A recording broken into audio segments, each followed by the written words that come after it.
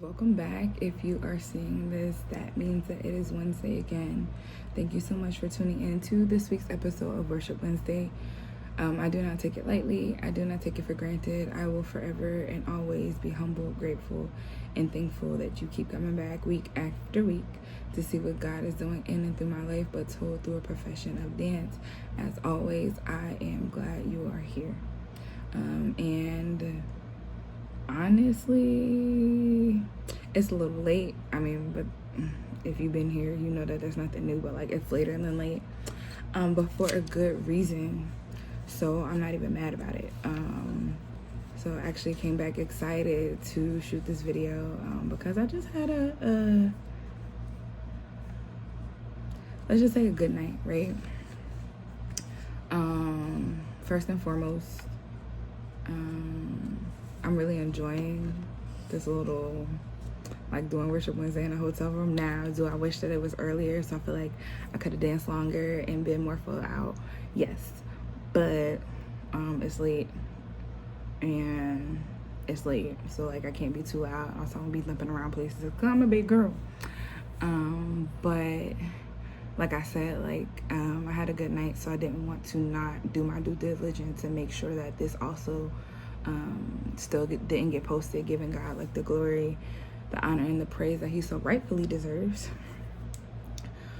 So there's a song that was like originally on my potential Worship Wednesday dance playlist or whatever from last go round that I just never got to, and it wasn't that deep. It just was potential, and I randomly woke up like singing it like a couple of days ago, and so I kind of thought about it again, and so while I was considering what song to do this week, it didn't initially cross my mind, but I was really trying to avoid, so backwards but forwards. So I actually went to a Christian dance class over the weekend, and man, oh man, was I paying for it the next day, like so sore. But it was a great experience. So I'm gonna be a little transparent, right? That's what this is for. I'm a lot of transparent, right? So as some of you may know, I was on a dance team, and it was kind of like this like surreal moment for me because I had given up my dance dreams like years ago, like in childhood years ago, and so I got this opportunity and I was really thankful for it. And I kind of talked about this portion of it last Worship Wednesday, where I talked about like me being even keeled and not really like emotional. I don't really like exert a lot of emotional energy. Like I might feel things deeply internally, but like I'm an internal processor, so I don't have like these big like overreaction kind of monumentous type of like reactions to things or whatever. And so one of the things that I continuously got feedback on was like my ability to like perform, to sell it, to go all out, right?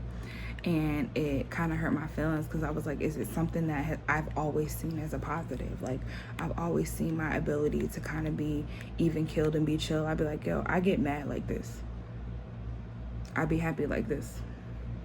I'm chilling for the most part, right? Like even when there's a bunch of stuff going on, it allows me to be like, really cool and calm under pressure. And like it's always been like an attribute to me. And like, do I wish I could elicit a bigger response? Sometimes I'm excited about stuff, or like, I felt like I should have gave them more in my mind, or like I should have said something else, or like whatever. Like, was there some of that in my life? Sure, but like for the most part, I really felt like it was something that I had turned into an attribute, like something that was positive. And so I was like, it's something that I've always seen as a positive gonna be the reason why I can't basically like commit to my full potential as a dancer, right? And so I struggled with that a lot. And then I also struggled with the fact that like I felt like God gave me this gift of dance. Then I also felt like he gave me this gift of like being able to revisit an old desire, old dream, something that I thought was dead, and like kind of reviving that again. And I was like, how do I So I'm a poet, I'm a spoken word artist, so I really care about like lyrics and words. I believe that words have power. That's why I sit here and do these context videos in hopes and in the strong belief that it might impact or encourage someone. So like I really believe in the power of words. And so some of the lyrical content of some of the dances that we would do, I would be like, I can't say that I'm thanking God for this gift and be moving my body to that. And so I struggled with that. And I was like, is that part of it? And so when I saw this Christian dance class, a former teammate and myself began to have this same like glorifying God with this gift kind of conversation. And so I had sent it to her like as a thing for her. And then my mom sent it to me as a thing for me. And I was like, well, since I was already talking about it with her, I kind of took that as confirmation. So I did it too, because I really wanted to see if the environment was different, if the lyrical content was different, if the intent was different, if I would then show up differently, right? And so I did kind of see a little bit of that, which was super exciting. And now it's more so, it was more like the insecure in my head kind of stuff. And so like I feel like that will kind of resolve itself or kind of get better. I'll build confidence if I continue to do this. And because like I haven't, aside from Worship Wednesday, like I haven't really danced in a while since I stopped dancing with that dance team. And so if I continue to do this, I see it resolving for itself. And like until I took the class, I had honestly said like God had done his exceedingly abundantly for me, right? Like I had put dance to bed back when I got injured in 8th grade. And so like it wasn't something that, I mean, I kind of longed for it a little bit and I felt like I missed out. It was on my shoulda, coulda, woulda list, but for the most part, I didn't think that it was something I could still actively pursue. And while I am still like feeling it in my body, even more so now because I'm not dancing regularly, he had done so much more beyond what I could have ever hoped for from that experience. So I'm like, I'm chilling, you know, so I wasn't thinking about it. But now I'm like, but if I can be in an environment with fellow worshipers and other believers that are like, not for nothing, great dancers. Like this isn't some, like we just threw some stuff together on a street corner and called it ministry. Like it's people that are also committed to their craft and dance. And so I'm super thankful for that space. And so I tried to think of a better transition. So the song is Dwell, right? And this is a song that I came across in a really tough time in my life. But I was reminded of that song because I didn't want to do the song from class because I didn't feel like I could separate that experience and that choreo from the song. Because now like I just feel it, you know? So I was like, I definitely didn't want to do the song from class. But I was thinking about how God dwelling within me, you know, has played a huge role. And whether it's conviction or whether it's inspiration or encouragement or whether it's strength, like I am not naive enough to not think that that doesn't play a role in who I am, how I show up, what I do, and how I live my life, you know? And I thought about it even more so today because kind of for two reasons. Let's see if I can loop them both in. Because I was saying to a friend that I went out with, I was just like, you know, a lot of times I deal with things that I don't think are such a big deal. And emotionally, I might feel the weight of it, but like, I'll be like, oh, well, I just did this and that. And people are like, you went through that? And I'm like, I didn't think it was that big of a deal. And I'm not trying to diminish my strength. And I'm not trying to diminish that sometimes it is hard and sometimes it is difficult and sometimes I do get overwhelmed. But at the same time, it's like I genuinely feel like I'm trying to be who God called me to be, right? So if the Lord has equipped me for this, if the Lord has poured into me for me to pour out this, if God put these people, put this situation, put this circumstance in my life for this, like I don't have a problem sacrificing and pouring out because I believe, like, what did I say to her? I was like, I'm not trying to be anybody's savior, but I am a servant, right? Like, I feel like those are two very distinct, different things. Like, if I have the ability to share the love of God or be Christ's reflection on the earth, I'm going to try my best to do so. Am I perfect? No. Do I fall short? Always. Do I always get it right? No. Do I always in my flesh feel like being that woman? No. Sometimes I be mad, like real mad at having to be the bigger person. But at the end of the day, the conviction to try and walk this out outlives and supersedes my fleshly desire to want to be carnal or to want to be in my feelings or to want to give into my flesh. And so it also connected back to this whole concept of dwell, like dwell here. You know, I want to make sure my life, my being is an inviting, a welcoming invitation to the Holy Spirit to do what it needs to do through me. Like, because if I'm not out here being used, then what's the point? If I'm not out here being utilized for God, then what's the point?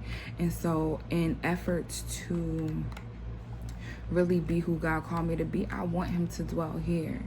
And then in the song, it says you can move whatever's in your way and move whatever took your place.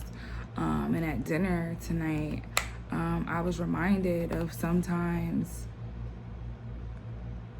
you pray hard prayers and God answers. And of course you're like, well, duh, if you pray a prayer, don't you want God to answer? But you're like, sometimes you want it to be like the happy ending that you thought it would be, right? And sometimes it's very much not that. And so I've had a topic of conversation come up quite a few times this week that I could really in real life do without. But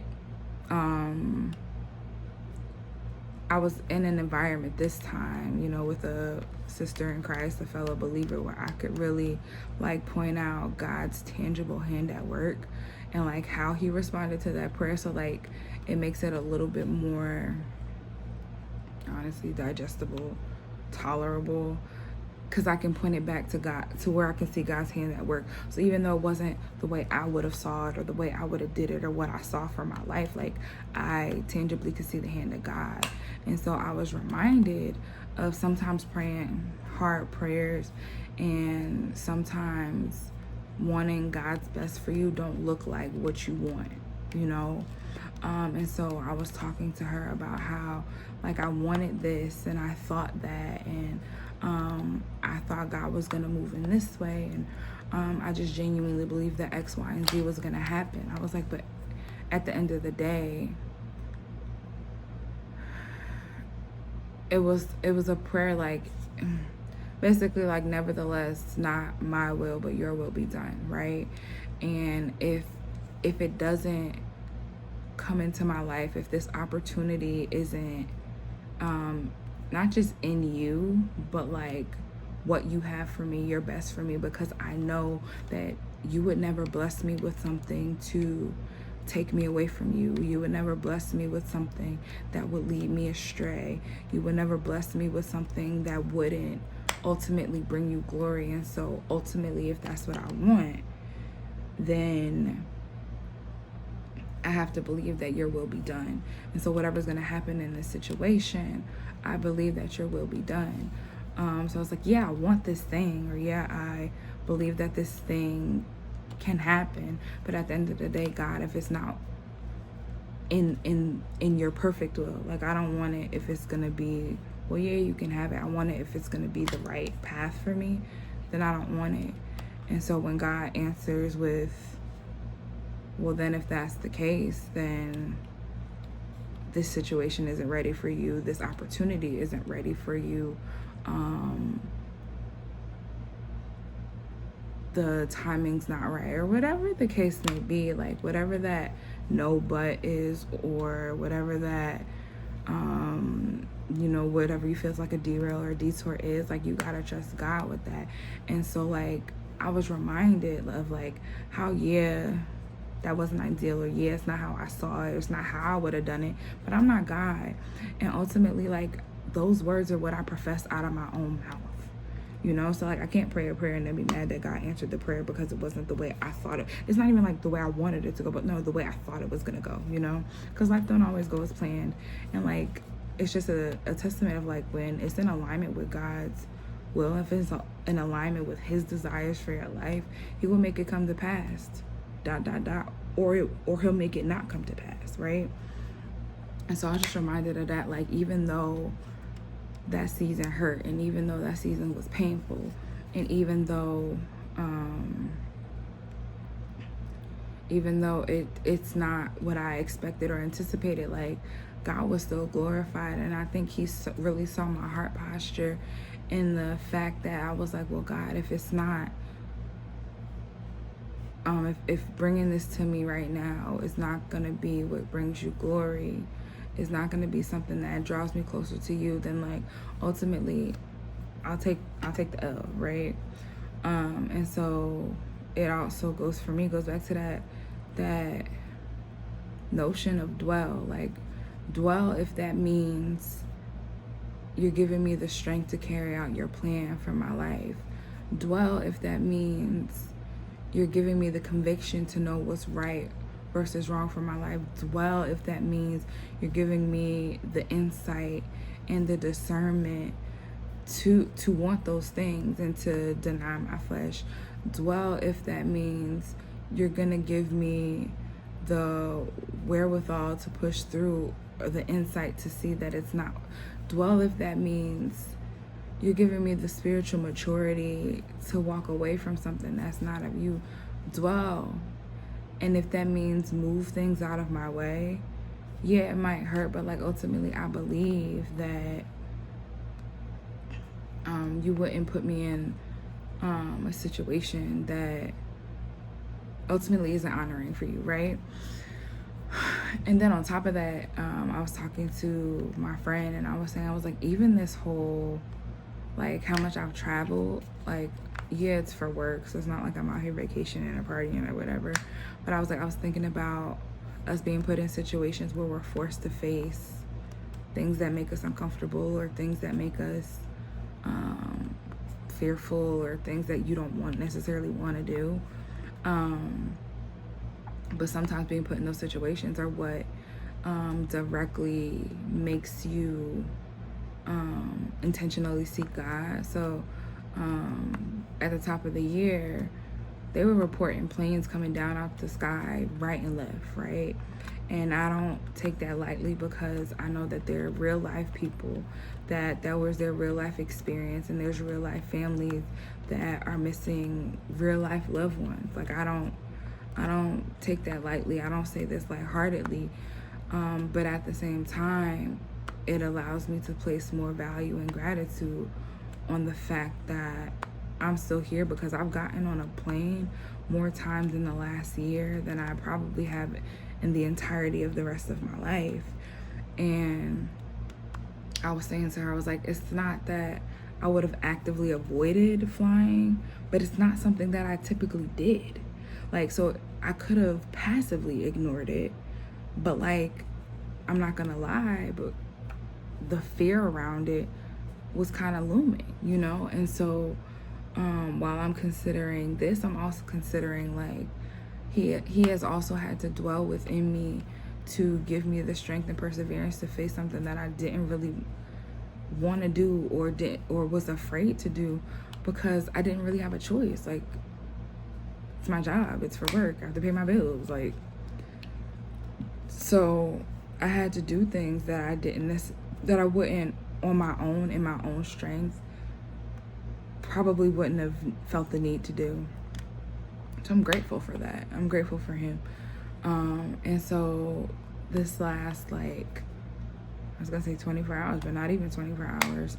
This last, like, couple hours has been a reminder of my ability to express gratitude for the ability to acknowledge where he dwells, and being thankful that he has chosen me as a vessel to dwell.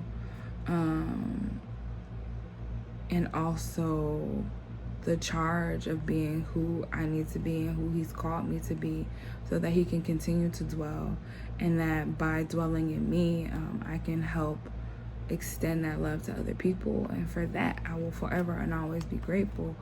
And even, like, being excited to sit in front of this camera again. Not that I mean, y'all know there be times I real life don't want to do this, but I feel the charge to continue and to keep this commitment. But to be back here and be like, oh my gosh, I had a great night where I talked about God, where I reflected on something that was hurtful and painful, but God, because of God, because of his presence and because of his divine intervention and his divine wisdom and just his goodness and his faithfulness, I was reminded that even though it was painful and hard, where God stood or where God was in that situation, and to have, you know, a sister in Christ pray with me and pray for me, and to come back in front of this camera and be like, y'all, it's Worship Wednesday, like, and even though I could give myself a hard time about how I got in my head about class, about the class that I just took, how I can get in my head about how I didn't feel like I danced full out or the best of my abilities or whatever the case may be because I'm in a hotel room, but like, I'm sitting in here right now in peace. I'm sitting here right now like full because God has just reminded me how good he has been to me. And I'm thankful because ain't nothing really changed except the fact that I was able to change my perspective or be reminded of a perspective that like I kind of already knew. And so for that, I'm grateful. So I pray that he gives you an opportunity to see where he has dwelled, even in your scariest moments, your fearful moments, your painful moments, and heartache and brokenness and distance, like, because he's still there even in the distance, and hardship and regret and despair and condemnation and sin and shame. Like, where is he at? Because even if you're far away from him, he's not non-existent. So I just pray that he gives you an opportunity that even as you're like listening to this, and I pray that he opens your heart and your ears and your mind to just, you know, reminisce or reflect on where he has dwelled for you. Because for me, it's always been about the perspective. I'm a very like why driven person. And so when I understand the why, or when I can figure out the why, or when I am able to like reflect or think in hindsight, it's helpful, beneficial to me even, especially with my walk with God, because even when they say like, oh, God does everything for a reason, or everything happens for a reason, if I can't figure out what that reason is, it don't make sense to me. So I'm just thankful for an opportunity for God to even acknowledge that part of me, because like he don't gotta do that. He's God. He don't need to answer me, but he will. And that's the beautiful part about it, and about him, and about my relationship with him, your relationship with him. He is more than willing to be that for you as well. So I kind of feel like I sped through a 10, but I love you all. As always, I pray that something that I said or some movement that you saw gives you something to talk about with God today. As always, I pray that you can take it a step further, share with others so that others may have the opportunity to reflect on where God dwells for them, to hear the testimony of where he has dwelt for you, so that you can continue to grow in that, for you can continue to have more opportunities of where he shows up for you. And I'm excited for you to experience that. Thank you so much for tuning in to this week's episode of Worship Wednesday. Lord willing, I will see you back here again next week. As always, I pray that if something that I said goes against the heart and character of my Father, I pray that it will fall into the sea of forgetfulness, never to be seen from or heard from again. Please charge it to the fact that I ramble, and also sometimes I'm tired. A lot of the times I'm tired. But not to who my Father is, and who he wants to reveal himself to be in your life. Thank you again for being here, and God willing, I will see you back here next week. Let's see where I'm going to be next week. I done a bunch of videos in a bunch of different places at this point. So we'll see where the journey takes us next. June is going to be an interesting month for me, so maybe it'll be an interesting month for you too. Bye, y'all. We surrender to you tonight. Come on, let's do that one more time. Everybody, say you are, say you are. One desire. Thirsty for you. This is a prayer, God. Come on, tell them it's real simple. You are, yeah. Yeah. One desire. Hey, tell them. Lord. Only you can satisfy. Come on, let's lift it up one more time. Say you are you. Hey, one desire. Yeah. Say thirsty. This is our heart's cry. Yeah. Come on, say you are. Yeah. Yeah. Say only you can satisfy. Only you can satisfy. So dwell here. I dare you to lift your hands and tell us, yeah, you can move whatever took you. We want you to dwell and to have your way in our lives, God. Yeah, you can move. Hey, whatever took you. Can you lift your hands and tell them, say, dwell here. We want you to have your way. Yeah, you can move. Hey, whatever took you. I tell you to lift your dwell here. Yeah, we surrender all, God. Yeah, you can move. Hey, whatever took you. Let's lift it up. Say, dwell. This is our prayer, God. Hey, this is our cry. You can move. Hey, whatever took you. I tell you to lift your hands and tell them we surrender all. Yeah, you can move. Hey, whatever took you. Say dwell. Come on, tell God to invade your space. God, we surrender our perception. You can move. Hey, whatever.